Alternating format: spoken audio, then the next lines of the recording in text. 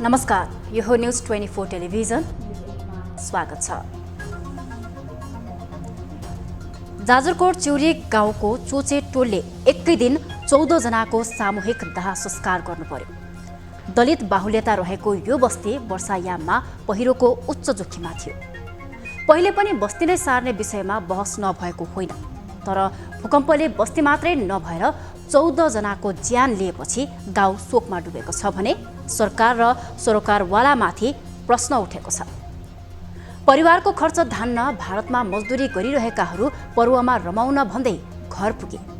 उनीहरू फेरि मजदुरीमा जानै नपर्ने गरी संसार छोडी गए। 14 जनाको शव लस्करै दाह संस्कार गरेको गाउँ शोकमा त डुबेको छ नै, त्यहाँ बाजिकाले अब के खाने, कहाँ सुत्ने, पालमुनि कहिलेसम्म बस्ने, सरकार र दाताले दिएको राहतले कहिलेसम्म धार्ला, उनीहरू यस्ता प्रश्न र उत्तरको खोजीमा छन्। सरकारले भूकम्प पीडितलाई 1 वर्षभित्र भूकम्प प्रतिरोधी संरचना बनाइदिने र भौगोलिक अध्ययन गर्ने आश्वासन त दिएको छ, तर यो साँच्चीकै सम्भव होला? पत्याउन गाह्रो छ। 2072 सालमा गएको विनाशकारी भूकम्पले नचेतेका हामी यसपालि सचेत बनाउला? आशा थोरै शङ्का धेरै छ। चोचे गाउँ जस्तै जाजरकोटको सदरमुकाम खलङ्गा भेरी नगरपालिकाको रिम्नादेखि रुकुम पश्चिमको 8 बिस्कोटमा सग्ला घर कमै छन्। सरकारी तथ्याङ्कलाई हेर्ने हो भने पनि जाजरकोट भूकम्पमा 937 घर पूर्ण र 2954 घर आंशिक रूपमा क्षतिग्रस्त छन्। आंशिक क्षति भएका संरचना पनि बस्न मिल्ने अवस्था भने छैन। यस्तोमा सरकारले प्रभावकारी कदम चाल्नुपर्नेछ। राहत वितरणको नाममा हुने अपचलनलाई रोक्ने चुनौती पनि सरकार समक्ष छ। देश विदेशबाट सहयोगको बाजा र राहत आउने क्रम चले पनि यस्तो बेला आर्थिक अपचलन व्यापक हुने गर्छ। अझ भूकम्पका कारण पानीदेखि आहार विहारका कारण समस्या पैदा हुने र त्यसबाट संक्रामक रोग लाग्ने खतरा हुन्छ। चिसो पनि बिस्तारै बढ्दो क्रममा छ। वृद्ध-वृद्धा र बालबालिका यसको प्रत्यक्ष जोखिममा हुनेछन्। यस्ता तमाम पक्षलाई केन्द्रमा राख्दै सरकारले कदम चालोस्। सहयोगी र दाताहरूले पनि सरकार मार्फत एक द्वार प्रणालीबाट राहतको काम गरून्। गरिबी, भूकम्पना र अत्यासको फाइदा उठाउँदै सामाजिक सञ्जालका भित्ताहरू रङ्गिने काम नहोन्। सबैले सहकार्य गरे यस्ता प्रकोपलाई सहज पार गर्नेछौँ। अब न्यूज 8 का हेडलाइन्स। अपचलन रोक्न जाजरकोट भूकम्पका पीडितलाई सरकारले एक द्वार प्रणालीबाट राहत वितरण गर्ने, 1 वर्षभित्र भूकम्प प्रतिरोधी संरचना निर्माण गर्ने भनाए। संरचना सहित अझ प्रभावकारी ढङ्गले पुनर्स्थापनाको काम अगाडि बढाउनु पर्छ। भूकम्पमा परि ज्यान गुमाएका जाजरकोट चिउरी गाउँका 14 जनाको सामूहिक अन्त्येष्टि। 700 व्यक्ति घर-बार विहीन, पर्व मनाउन भारतबाट आएका मजदुर सधैँका लागि अस्थायी। पश्चिम नेपालको पहाडी भाग भूकम्पीय दृष्टिकोणले उच्च जोखिममै। जाजरकोट भूकम्पले खतरा नटलेको विज्ञहरूको भनाई। ठूलो विनाशबाट जोगिन पूर्व तयारी आवश्यक। अनि सुरक्षित संरचनाहरू निर्माण गर्नुपर्ने अवस्था चाहिँ यो एकदमै नेपालमा सधैँ गर्नुपर्ने काम हो। हमास समूहको आक्रमणमा परि ज्यान गुमाएका पीडित परिवारले अझै पाएनन् सरकारी राहत। ऋण लिएर काजक्रिया, परिवारको सदस्य गुमाएको पीडासँगै राहतको पर्खाइ। तर कमाउने गरी खाने भाडो सरकारले कुनै ठाउँमा मेरो। र T20 विश्वकप छनौट भएको नेपाल उपाधि रक्षामा चुक्यो। सुपर ओभरबाट ओमान विजेता। विश्वकपका लागि नयाँ सुरुवातमा जुट्ने प्रशिक्षक र कप्तानको भनाई।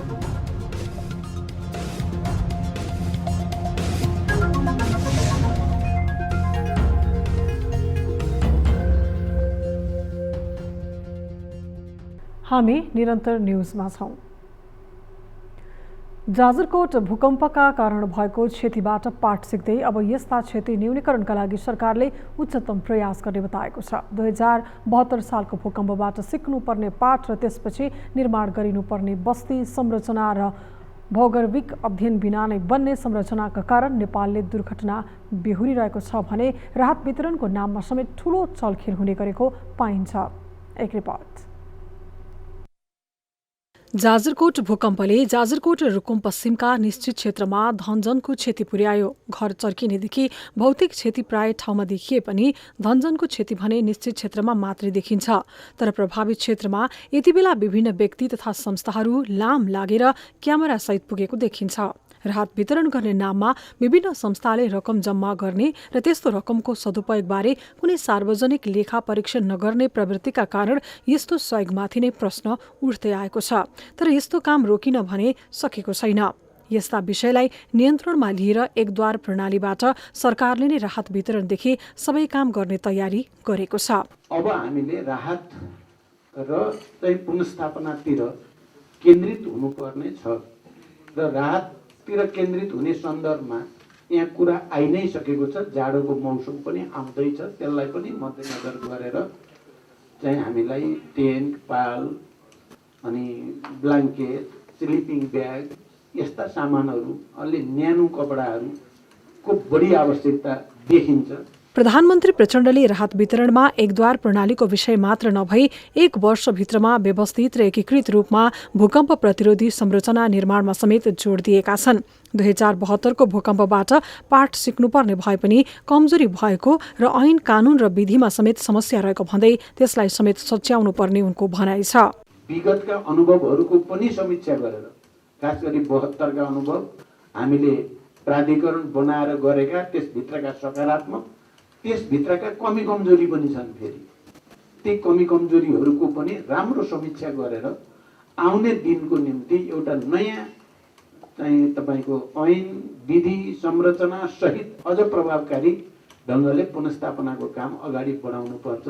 भूकम्पपछि बसेको मन्त्री परिषद बैठकले समेत पीडित परिवारलाई राहतदेखि घाइतेको निशुल्क उपचार गर्ने निर्णय गरेको छ। उद्धार, राहत तथा खोजमा खटिएका सुरक्षाकर्मीलाई खाजाको व्यवस्था गर्ने समेत निर्णय गरिएको छ। खोज, उद्धार, तत्काल राहत र घाइतेहरूको निशुल्क उपचारमा प्राथमिकता दिने साथै भूकम्पबाट विस्थापित भएका परिवारलाई अस्थायी आवास र सुरक्षा प्रबन्ध, खानेकुरा सहितको सुरक्षा प्रबन्ध मिलाउने भन्ने पनि निर्णय भएको छ। जाजरकोटको रामीडाँडा केन्द्रबिन्दु बनाई गएको 6.4 म्याग्निट्युडको भूकम्पका कारण 157 जनाले ज्यान गुमाइसकेका छन् भने दर्जनौं घाइते छन्। केहीको काठमाडौँमा उपचार चलिरहेको छ भने नेपालगञ्ज, सुर्खेत, जाजरकोट, रुकुम पश्चिममा समेत घाइतेको उपचार जारी छ। भूकम्पमा परि पीडित बनेका माथि विभिन्न व्यक्ति, संस्था र विदेशी निकायले समेत सहयोगको घोषणा र बाछा गरिरहेका छन्।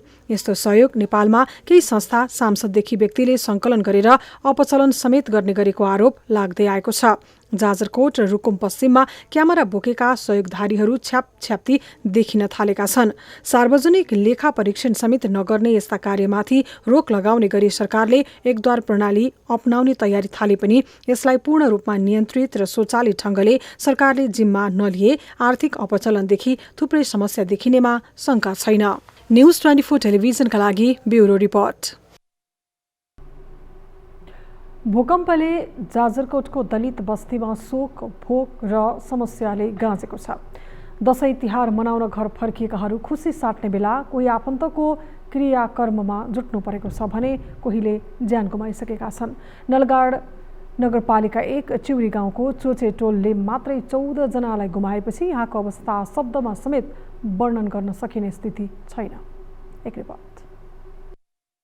जाजरकोटको नलगाड 1 को दलित बस्तीमा सन्नाटा छाएको छ। गएको बर्सातको समयमा समेत जोखिममा रहेको नलगाडको चिउरी गाउँको चोचे टोलको दलित बस्तीमा भूकम्पले अधिकांश घरहरू ध्वस्त भए। घर भत्केका मात्र होइन, यी घरले यस टोलका 14 जनाको ज्यान लियो। 186 घरधुरी रहेको चोचे टोलका नागरिक घरबार विहीन बने। मृतकलाई दाह संस्कार गर्दा यो गाउँ स्तब्ध मात्रै बनेन, दशैं तिहार मनाउन घर आएकाहरू समेत भूकम्पको चपेटोमा परे। जीविकोपार्जनका लागि भारतमा रोजगारी गर्न गएकाहरू पर्व मनाउन भन्दै घर त फर्किए, तर उनीहरू भूकम्पकै कारण अस्ताए। उनीहरूको परिवारले अब कसरी जीवन गुजार्ला, अवस्था भयावह छ। जाजरकोट सदरमुकाम खलङ्गाबाट 1.5 घण्टाको दूरीमा रहेको चुचेटोलका केही घरहरू पूर्ण ध्वस्त नभए पनि बस्न लायक छैनन्। टेन्टको सहारामा मृतकको आत्मशान्तिको कर्म समेत गरिरहेको दलित बस्ती कारुणिक अवस्थामा छ। गाउँमा अधिकांश दलित समुदाय बस्दै आएको र वर्षामा समेत पहिरोले जोखिम पारेको यो टोललाई भूकम्पले स्वाहा बनाएको भन्दै बिलौना पीडित गरिरहेका छन्। चुचेटोलका 700 व्यक्ति घरबार विहीन बनेको बताइन्छ। उनीहरूले सरकारसँग गाँस बाँसको माग गरिरहेका छन्। यसरी ज्यान गुमाउनेमा 5 बालबालिका, 7 जना 20 वर्ष माथिका र अन्य 2 जना ज्येष्ठ नागरिक रहेको प्रहरीको भनाइ छ। 13 जनाको घटनास्थलमा मृत्यु भएको र 1 जनाको उपचारका क्रममा नेपालगञ्जमा मृत्यु भएको थियो। मृत्यु भएका अधिकांश व्यक्ति भारतमा रोजगारीका लागि गएर चाडपर्व मनाउन घर फर्किएका थिए। भूकम्पका कारण जाजरकोटको सदरमुकाम खलङ्गा बजारमा पनि कच्ची घरहरू ध्वस्त प्राय देखिन्छन्। भूकम्पले खलङ्गा बजारमा रहेका पुरातात्विक घरलाई समेत क्षति पुर्याएको छ भने पीडितलाई पालमुनि बस्नुपर्ने बाध्यता छ। यो सरकारी कार्यालयहरू, मालपोत, नापी कार्यालयहरू र तपाईँले देखिरहनु भएको छ यो दरबार, होमस्टे लगायतका यी पौराणिक क्षेत्र जो जायकुटी दरबार पनि भन्ने गरिन्छ। 2वटा दरबारमा रहेका होमस्टे अनि खलङ्गा एफएम र मालपोत कार्यालय भग्नावशेष अवस्थामा रहेका थिए भने यता भेरी नगरपालिका 1 रिम्नाको अवस्था पनि खासै फरक भने छैन। भूकम्पले घर भत्काएपछि पीडितले ज्यान जोगाए पनि अन्नपातदेखि पशु चौपाया केही पनि नबचेको भन्दै बिलौना गरिरहेका छन्। भूकम्पमा पर्दा आँखामा सामान्य चोट लागेको देखाउँदै 1 जनाले अब सरकारले गाँसपासको व्यवस्था गरिदिए हुन्थ्यो भन्दै दुखेसो पोखेका छन्। रुकुम पश्चिमको 8 पिसकोटको अवस्था पनि त्यस्तै कारुणिक छ। खाना गाँस पनि छैन। फुर्जीको मसित अहिले त घाया रहेछ कि त्यही ल्याउनु खुवायो बिहान भए कुरो अहिले पनि अहिले त के पिठा दुल्छ त्यही खान्छ होला। अहिले आज के गर्नु। हुन त सरकारले भूकम्प पीडितको व्यवस्थापनका लागि सक्रियताका साथ काम गरिरहेको छ, तर एकै टोलमा एकै पटक 14 जनाको मृत्यु हुँदा र उनीहरूको सामूहिक अन्त्येष्टि गर्नु पर्दाको पीडादायी दृश्य भने हेरिसक्नुको छैन। न्युज 24 टेलिभिजनका लागि ब्युरो रिपोर्ट। कर्णाली प्रदेशका 2 जिल्ला जाजरकोट भूकम्पबाट नराम्ररी प्रभावित बनेका छन्। 157 जनाको ज्यान जाने गरी आएको भूकम्पका पराकम्पहरू आउने क्रम अझै पनि जारी छ भने पश्चिम नेपाल अझै ठूला भूकम्पको जोखिममा रहेको विज्ञहरूले दावी गर्दै आएका छन्। यस्तो स्थितिमा कर्णाली प्रदेश सरकारको तयारी के कस्तो छ, राहत प्याकेजमा कसरी काम भइरहेको छ भन्ने विषयमा कुराकानीका लागि न्युज 8 मा प्रत्यक्ष जोडिनु भएको छ कर्णाली प्रदेशका आन्तरिक मामिला तथा कानुन मन्त्री कृष्ण बहादुर जेसे। मन्त्रीज्यू, यहाँलाई न्युज 8 मा स्वागत छ। धन्यवाद। हजुर, भूकम्पले जाजरकोट र रुकुम पश्चिममा ठूलो मात्रामा धनजनको क्षति भएको छ। मन्त्रीज्यू, त्यहाँ अब मानवीय सहायताका कामहरू यहाँहरूले कसरी सञ्चालन गरिराख्नु भएको छ? हिजो उद्धारको क्रममा पनि हामीले विशेष गरेर वीरेन्द्रनगर सुर्खेतको विमानस्थलबाट हवाई मार्ग मार्फत जाने हवाई साधनहरू मार्फत हामीले राहतका सामग्रीहरू पठाउने र त्यसपछि बिरामीहरूको उद्धार गरेर अस्पतालसम्म ल्याउने यो प्रकारले पनि हामीले केही राहत सामग्रीहरू पठाइसकेका थियौँ। अब हिजोदेखि नै हामीले उद्धार सँगसँगै राहतको काम पनि हाम्रो चाहिँ सँगसँगैको दायित्व हो भनेर हामीले चाहिँ हामीसँग जे जस्तो सामग्रीहरू थियो, जे थियो हामीसँग अद्यावधि रहेको चाहिँ त्यसलाई हामीले पठाउने काम गऱ्यौँ। त्यसै गरी सँगसँगै हामीले धेरै टाढाबाट ढुवानी गरेर ल्याउनु पर्ने कुरा पनि भूकम्प जानासाथ हामीले सरकारसँग रहेको साझेदार निकायहरूसँग रहेको सामग्रीहरू पनि हामीले चाहिँ त्यसलाई छिटोभन्दा छिटो ढुवानी गरेर सम्बन्धित स्थानसम्म पुर्याउनलाई हामीले चाहिँ तत्कालै निर्णय गरेर उहाँहरूसँग परामर्श पनि गऱ्यौँ। सरकारको तर्फबाट हामीले चाहिँ त्यति बेला नै हामीले त्यसतर्फ पठाइसकेका थियौँ। अब अहिले चाहिँ विशेष गरेर 2 रात नागरिकहरूले त्रिपाल मुनि बस्ने अवस्था हामीले सृजना गर्न सकेनौँ, किनभने पहिलो काम उद्धारको काम थियो। त्यो उद्धारको काम 1 दिनभरि हामीले चाहिँ कुशलतापूर्वक गरेका छौँ। सङ्घीय सरकारले पनि चाहिँ हामीलाई एउटा ठुलो मद्दत के गर्यो भन्दाखेरि चाहिँ सबै हवाई साधनहरू विशेष गरेर नेपाली सेनाका चाहिँ हेलिकप्टरहरू, स्काई ट्रकहरू हामीलाई चाहिँ के भन्दाखेरि सुर्खेत बेस बनाएर यहाँबाट परिचालन गर्ने वातावरण बनाइदियो। यसले चाहिँ हामीलाई चाहिँ छिटोभन्दा छिटो चाहिँ हामीले उद्धारका कामहरू गऱ्यौँ र घाइतेहरू अस्पतालसम्म पुर्याउने अवस्था भयो र बचेको 2-3 जना चाहिँ विशेष गरेर एउटा 2 जना रिफरल केस र एउटा चाहिँ हिजो छुटेको उद्धार गर्न छुटेको आज बिहान मात्र गऱ्यौँ र यसरी चाहिँ हामीले गऱ्यौँ। अब राहतको कुरा चाहिँ अहिले तपाईँलाई भन्दाखेरि हाम्रो करिब हाम्रो चाहिँ 4000 घर परिवारलाई पुग्ने राहत सामग्रीहरू जिल्लामा पुगिसकेको छ। केही सामग्रीहरू आज राति पनि ढुवानी भइरहेको छ र त्यो चाहिँ बाटोमा छ। सम्भवतः भोलिबाट हामीले चाहिँ सबै घर परिवारलाई चाहिँ तिरपाल मुनि बस्ने वातावरण, टेन्ट मुनि बस्ने वातावरण, त्यसपछि न्यानो कपडाहरू प्रदान गर्ने अवस्था हुन्छ भन्ने चाहिँ हामीले त्यो अनुसार तयारी गरेका छौँ। जस्तो हिजो र आजसम्मका गतिविधिहरू सरकारले कसरी काम गरिरहेको छ भनेर जानकारी गराउनु भयो। यति हुँदाहुँदै पनि अहिले अब यो चिसोको मौसम छ, हिजो आजसम्म तपाईँहरूले उद्धारको काममै व्यस्त भयो, त्यस कारणले गर्दाखेरि त्रिपाल मुनि बस्ने वातावरण पनि बनेन भन्दै गर्दा अब जसको ज्यान गयो ती ज्यान गुमेकोहरूको ज्यान त फर्किँदैन, तर बाँच्नुपर्नेहरूका लागि उनीहरूको भविष्य कसरी बाँच्ने भन्ने किसिमको एउटा चिन्ता पनि अब बढेको देखिन्छ। यो चिसोको मौसममा उनीहरूलाई सुरक्षित रूपमा उनीहरूले बाँच्न पाउने अधिकारको चाहिँ रक्षा गर्नु चाहिँ सरकारको अर्को प्रमुख दायित्व हुन्छ। वृद्धहरू बालबालिकाहरू पनि छन्, त्यसतर्फ चाहिँ यहाँहरूको तदारुकता अब कसरी चाहिँ व्यापक भन्छ त्यो चाहिँ चासोको विषय बनेको छ। त्यो बारेमा अलिकति प्रश्न पारिदिनुहोस् न। हो, यसैलाई मध्यनजर गरेर हामीले विशेष गरेर यो अब प्रतिकूल मौसमलाई अलिकति चाहिँ छलेर न्यानो प्रदान होस् भन्ने हिसाबले न्यानो कपडाहरू, त्यसपछि कम्बलहरू लगायतका चाहिँ अरू लगाउने कपडाहरूको सन्दर्भमा पनि हाम्रो चाहिँ त्यसतर्फ गइसकेको छ। त्यसै गरी अब खाद्यान्नको कुरा विशेष गरेर संवेदनशील चाहिँ उमेर समूहको रूपमा रहेको वृद्ध बालबालिका, त्यसपछि चाहिँ अनि अलिकति चाहिँ गर्भवती महिलाहरूको सन्दर्भमा विशेष ध्यान दिनुपर्छ भनेर हामीले चाहिँ घुम्ती ढङ्गले चाहिँ स्वास्थ्यकर्मीहरूको परिचालन पनि भइरहेको छ।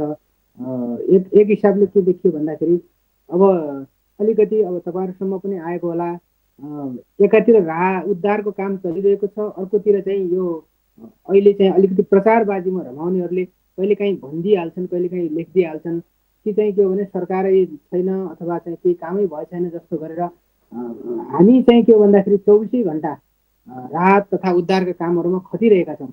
त्यस कारणले गर्दाखेरि होइन म तपाईँको चाहिँ टेलिभिजन मार्फत पनि के आग्रह गर्न चाहन्छु भन्दाखेरि यस्तो संवेदनशील अवस्थामा चाहिँ कसैले पनि चाहिँ के हो भने अनर्गल प्रचारको बाटो नलिउँ, किनभने यस्तो बेला हामी सबैले मानवीय संवेदनशीलतालाई ख्याल गरेर जहाँ पुगेको छैन त्यहाँ सहयोग गर्ने हो।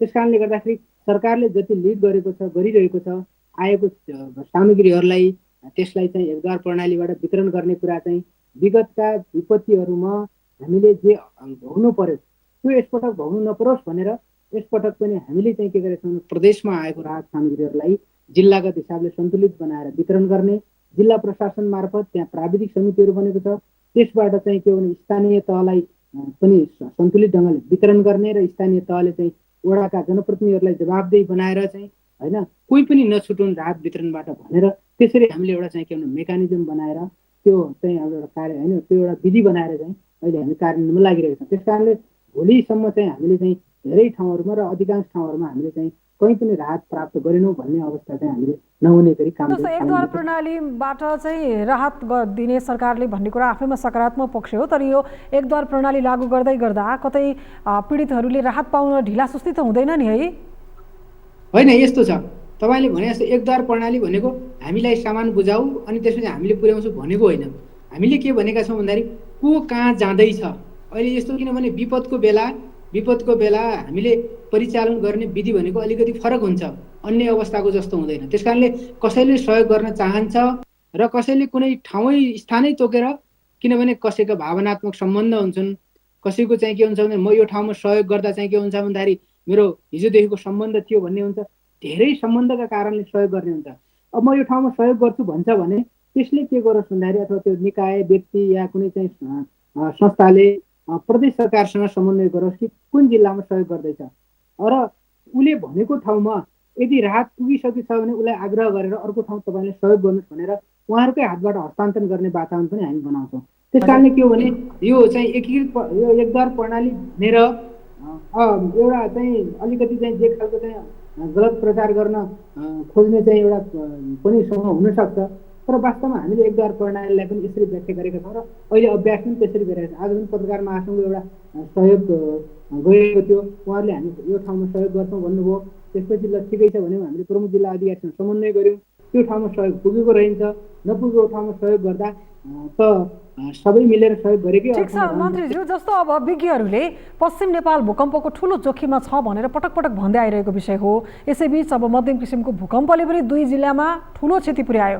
अहिलेको यो विपत्तिबाट अब शिक्षा लिएर अब बन्ने घरहरू भूकम्प रहित बनाउनमा प्रदेश सरकारले हस्तक्षेपकारी भूमिका निभाउनु पर्छ कि पर्दैन त? अब हामीले चाहिँ अहिले अब यस सम्बन्धी मापदण्डहरू, ऐनहरू, त्यसपछि कार्यविधिहरू पनि अब बनाउँदै थियौँ। अब यो बिचमा हामीलाई एउटा ठुलो शिक्षा पनि प्राप्त भयो र सम्भावित हिसाबले हेर्दाखेरि पश्चिम नेपाललाई एउटा ठुलो चाहिँ के भने रिस्क जोनमा पनि राखेको छ। हामीले के भनेका छौँ भन्दाखेरि अब एउटा चाहिँ के भने कडा मापदण्ड बनाएर कडाइपूर्वक पालना गर्नुपर्छ। कच्ची घर निर्माण गर्दा पनि कम्तीमा सुरक्षित हुने प्रकारले बनाउन सकोस् भन्ने हिसाबले। त्यस कारणले के देखिन्छ भन्दाखेरि हामी अब सरकारले आवश्यक निर्णय गरेर यसतर्फ जस्तो पुनर्निर्माण गर्दाखेरि होस्, नयाँ घर बनाउँदाखेरि होस् अथवा पुराना घरहरू रिप्लेस गरेर उसले चाहिँ नयाँ घर बनाउँदाखेरि पनि हामीले चाहिँ के भन्दाखेरि नागरिकहरूलाई त्यो खालको सचेतना पनि दिने, ती संहिताहरू पालना गर्नको लागि पनि हामीले चाहिँ के भने बाध्यकारी बनाउने, त्यस खालको चाहिँ एउटा चाहिँ हामी पहल कदमी लिने, त्यो चाहिँ हाम्रो सोच छ र हामीले त्यो छलफल पनि गरिरहेका छौँ। हजुर, अब यो संहितामाथि पटक पटक प्रश्न उठ्छ। जाजरकोटकै कुरा गर्ने हो भने पनि यो भूकम्पले चोचे गाउँको अवस्था त मन्त्रीज्यूलाई राम्रैसँग थाहा छ होला। अब यो अवस्थाबाट उनीहरूलाई माथि ल्याउनको लागि, यो पीडाबाट मुक्त गर्नको लागि तत्काल चाहिँ के छ? आजै मात्र पनि सामूहिक रूपमा मृतकहरूको दाह संस्कार गरियो, निकै हृदय विदारक दृश्यहरू पनि देखिए। के छ मन्त्रीज्यू यसमा? एकदम वास्तवमा म पनि चाहिँ 8-20 कोट गएको थिएँ, त्यसपछि जाजरकोटको अवस्था पनि हेरेँ। सामूहिक दाह संस्कार गर्दाखेरि एक प्रकारले चाहिँ के हुन्छ भन्दाखेरि चाहिँ होइन त्यो देख्नेलाई एकदम यस्तो महसुस हुन्छ कि अब यो कुरा चाहिँ एउटा चाहिँ भावनात्मक कुरा हुँदाहुँदै पनि हामीले भनेको के देखिन्छ भन्दाखेरि संहिताले केही धेरै राम्रो कुरा पनि भएको छ। जस्तो हिजोको अवस्था होइन, जो एउटा महाभूकम्प आयो, त्यो नेपालको महाभूकम्पको बेला हामीले भोग्नु परेको चाहिँ अवस्था र अहिलेको अवस्था हेर्दाखेरि यति छिटो चाहिँ उद्धार भएको एउटा चाहिँ पहिलो। अब संहिताले 3 तहको समन्वय गरेर काम गर्नलाई एउटा सहजता पनि बनाएको छ। कहिलेकाहीँ जटिलता हेर्नुहोस्, मैले अब तपाईँ मार्फतै भन्नुपर्छ। अब सङ्घीय सरकार छ, अब यहाँ चाहिँ प्रदेशको अगाडि चाहिँ एउटा वेयर हाउस छ, वेयर हाउसमा गृह मन्त्रालयले एउटा चाहिँ के भने विपद सामग्री गरेको भण्डार छ। त्यो भण्डारबाट हामीले हिजोदेखि चाहिँ के भने पत्राचार गर्दा मौखिक रूपले भन्दा पनि अहिलेसम्म चाहिँ के भन्दाखेरि हामीलाई त्यहाँबाट चाहिँ टेन्टहरू निकालेर ती पीडितका ठाउँ होइन पीडित परिवारहरूसम्म पुर्याउने चाहिँ हामीलाई अनुमति प्राप्त भएको छैन। त्यो किन भयो भन्दाखेरि त्यो चाहिँ अब उहाँहरूले जान्नु होला, तपाईँले गृह मन्त्रालयमा सोध्नुहोस् होइन। वास्तवमा यो के देखिन्छ भन्दाखेरि पीडा चाहिँ कि त मलाई भयो भने कि तपाईँलाई भयो भने तपाईँले अनुभूति गर्ने हो कि मलाई भने मैले अनुभूति गर्ने हो। जसले पीडा अनुभूति गरेको छ त्यसको पीडासँग नजिक हामी छौँ र हामीले चाहिँ के हो भन्दाखेरि तत्काल गर्नुपर्छ भनेर हिजो कतिपय अवस्थामा हेर्नुहोस् हामीले के भएन भन्दाखेरि हामीले खाद्यान्न समेत पठाउनु पर्ने अवस्था आयो कि सुरुमा त चाहिनुपर्ने लजिस्टिक हो नि त, तर सुरुमा खाद्यान्न पठाउनु पर्ने अवस्था आयो। किनभने हेलिकप्टरहरू जाँदै थियो, हेलिकप्टरमा हामीले के पठाउने भन्दाखेरि गृह मन्त्रालय मार्फतमा रहेको वेयर हाउसबाट केही चाहिँ विपद त्यति बेला चाहिँ के लजिस्टिक सामग्रीहरू पठाउँ भनेर हामीले भन्दाखेरि समेत अनुमति प्राप्त भनेर त्यो आजसम्म पनि छैन। म यति पीडादायी अवस्थामा छु कि तपाईँलाई होइन अहिले चाहिँ होइन यो चाहिँ होइन सङ्घीय सरकार समितिको सामान्य प्रधानमन्त्री हामी नउठ्दै आएर होइन उद्धारमा खट्नुभयो र उहाँले आफ्नो हेलिकप्टरलाई पुरै उद्धारमा लगाउनु भयो। वास्तवमा मुलुकले यस्तो प्रधानमन्त्री प्राप्त गर्ने कुरा चाहिँ के भन्दाखेरि हाम्रो लागि गौरवशाली कुरा हो होइन। धन्यवाद मन्त्रीज्यू, तपाईँहरूले जसरी त्यहाँका स्थानीयहरूलाई जाजरकोट र रुकुम पश्चिमका जनताहरूका जे आवश्यकता छ त्यसलाई निहालेर उनीहरूका आवश्यकतालाई बुझेर पीडामा भएको ती त्यहाँका स्थानीयहरूलाई मलम लगाउने काम, राहत दिने काममा यहाँहरूको भूमिका प्रभावकारी बनोस्, हामी यही अपेक्षा गर्छौँ। यो समय साथ र संवादको लागि यहाँलाई धेरै धेरै धन्यवाद। धन्यवाद हवस् तपाईँलाई पनि। दर्शकवृन्द, यतिखेर न्युज 8 का लागि प्रत्यक्ष संवादमा हुनुहुन्थ्यो कर्णाली प्रदेशका आन्तरिक मामिला तथा कानुन मन्त्री कृष्ण बहादुर जीसे। हामी निरन्तर न्युजमा छौँ। शुक्रबार मध्यरातमा जाजरकोट केन्द्रबिन्दु भएर गएको भूकम्पले पश्चिम नेपालका 11 जिल्ला प्रभावित भएका छन्। भूकम्पले जाजरकोट र रुकुम पश्चिममा धनजनको ठूलो क्षति भएको छ। घाइतेको उद्धार गरी विभिन्न अस्पतालहरूमा उपचार भइरहेको छ। सयौंको संख्यामा मानिसहरू विस्थापित भएका छन्। भौतिक क्षतिको यकिन विवरण त अझै आइसकेको छैन, तर 2072 सालको महाभूकम्पले निम्ताएको विपत्ति पछिकै ठूलो धनजनको क्षति भएको छ। जाजरकोटको भूकम्पलाई राष्ट्रिय भूकम्प मापन तथा अनुसन्धान केन्द्रले मध्यम खालको भने पनि किन यति ठूलो मात्रामा क्षति पुग्यो? एक रिपोर्ट। पछिल्लो समय पश्चिम नेपालका जिल्लाहरूमा केन्द्रबिन्दु भएर गएका भूकम्पमध्ये गत वर्ष डोटीमा गएको भूकम्प सबैभन्दा ठूलो हो। खप्तड केन्द्रबिन्दु भएर गएको उक्त भूकम्प 6.6 रेक्टर स्केल मापन गरिएको थियो। रातिको 2:12 गएको उक्त भूकम्पमा परि 6 जनाले ज्यान गुमाएका थिए भने केही घाइते भएका थिए। त्यस्तै गएको असोज 16 गते बझाङ केन्द्रबिन्दु भएर 6.3 रेक्टर स्केलको भूकम्प गएको थियो। बझाङ भूकम्पमा परि कम्तीमा 12 जना घाइते भए पनि ठूलो मानवीय र भौतिक क्षति भने निम्ति आएन। गएको कार्तिक 5 गते धादिङ केन्द्रबिन्दु भएर 6.1 रेक्टर स्केलको भूकम्प गएको थियो। उक्त भूकम्पले पनि खासै क्षति पुर्याउन सकेन। तर गएको शुक्रबार जाजरकोट केन्द्रबिन्दु भएर गएको 6.4 रेक्टर स्केलको भूकम्पले भने ठूलो मात्रामा मानवीय र भौतिक क्षति पुर्यायो। 2072 सालको महाभूकम्पपछि भूकम्पका कारण सबैभन्दा बढी क्षति पुगेको यो पहिलो पटक हो।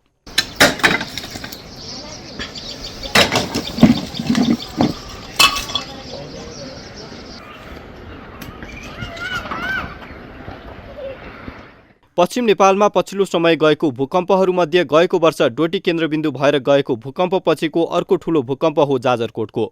यद्यपि यो मध्यम खालकै भूकम्प भए पनि ठूलो जनधनको क्षति हुनुमा थुप्रै कारणहरू रहेको विज्ञहरूले बताएका छन्।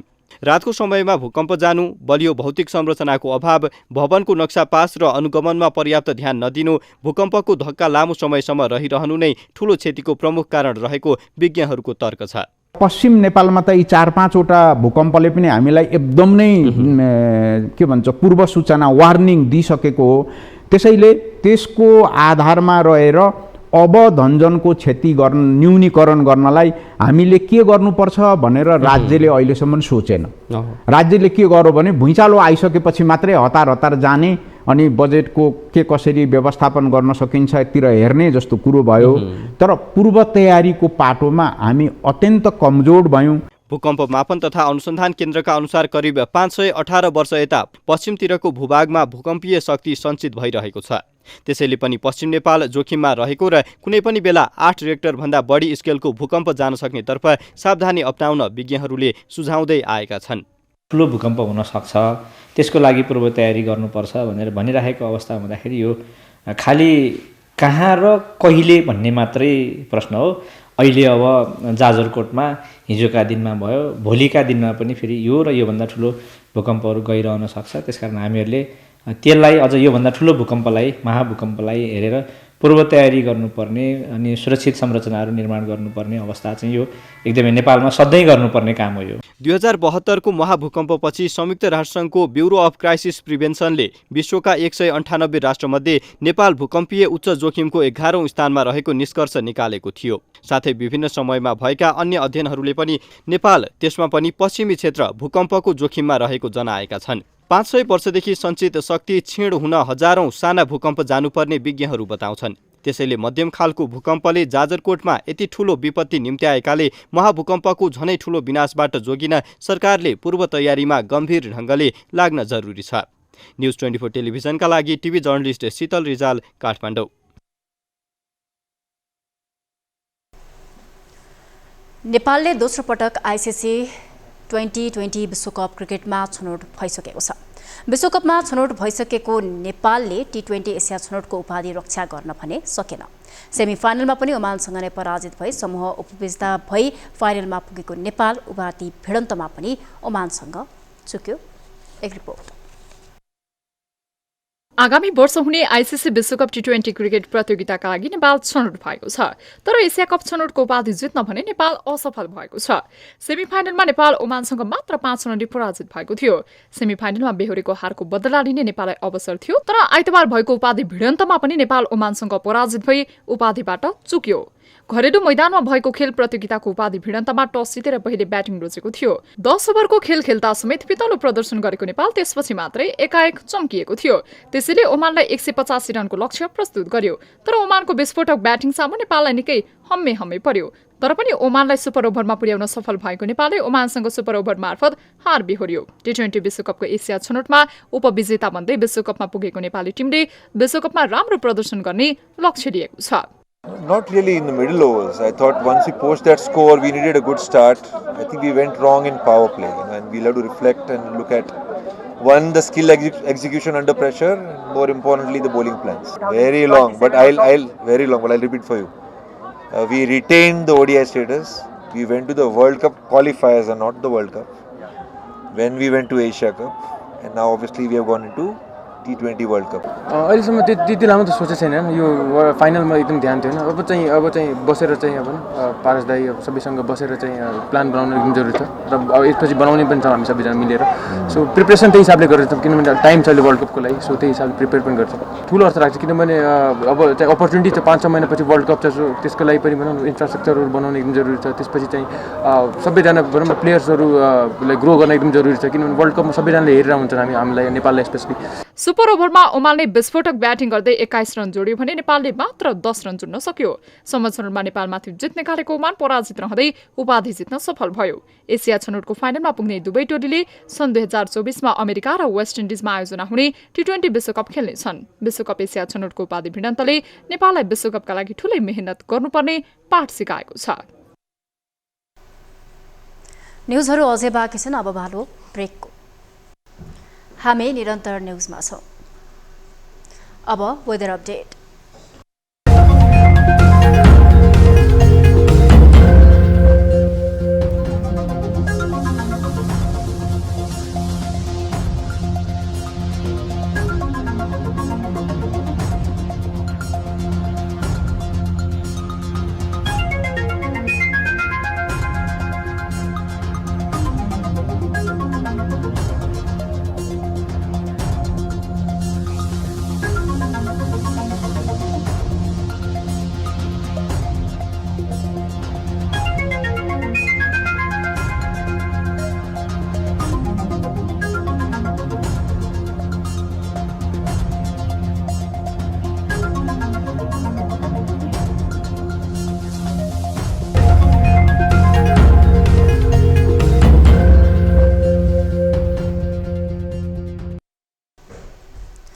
अब न्युज 8 को अन्त्यमा पुनः हेडलाइन्स।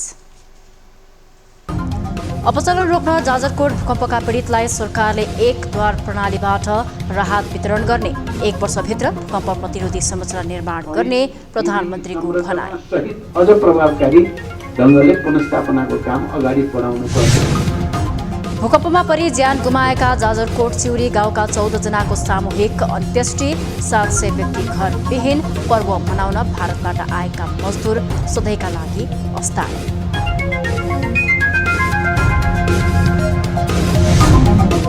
पश्चिम नेपालको पहाडी भाग भूकम्पीय दृष्टिकोणले उच्च जोखिममै, जाजरकोट भूकम्पले खतरा नटरेको विज्ञहरूको भनाई। ठूलो विनाशबाट जोगिन पूर्व तयारी, सुरक्षित संरचनाहरू निर्माण गर्नुपर्ने अवस्था चाहिँ यो एकदमै नेपालमा सधैँ गर्नुपर्ने काम हो। हमास समूहको आक्रमणमा परि ज्यान गुमाएका पीडित परिवारले अझै पाएनन् सरकारी राहत, ऋण लिएरै काजक्रिया, परिवारको सदस्य गुमाएको पीडासँगै राहतको पर्खाइ। तर कमाउने गरी खाने भाडा सरकारले कुनै ठाउँमा मेरो। र T20 विश्वकप छनौट भएको नेपाल उपाधि रक्षामा चुक्यो, सुपर ओभरबाट ओमान विजेता। विश्वकपका लागि नयाँ सुरुवातमा जुट्ने प्रशिक्षक र कप्तानको भनाई।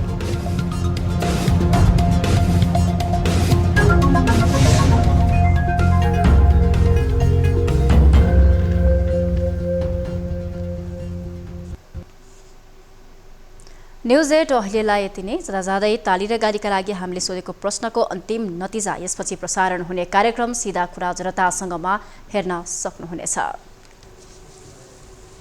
थप न्युजका लागि हाम्रो वेबसाइट www.news24nepal.com हेर्नुहोला। साथै हामीलाई फेसबुक, ट्विटर र युट्युबमा पनि फलो गर्न सक्नुहुनेछ। यस्तै मोबाइल, भाइबर र इमेलबाट 24 हेल्प डेस्कमा समस्या र गुनासो गर्न सक्नुहुनेछ। अहिलेलाई बिदा दिनुहोस्। हामी निरन्तर न्युजमा छौं। नमस्ते।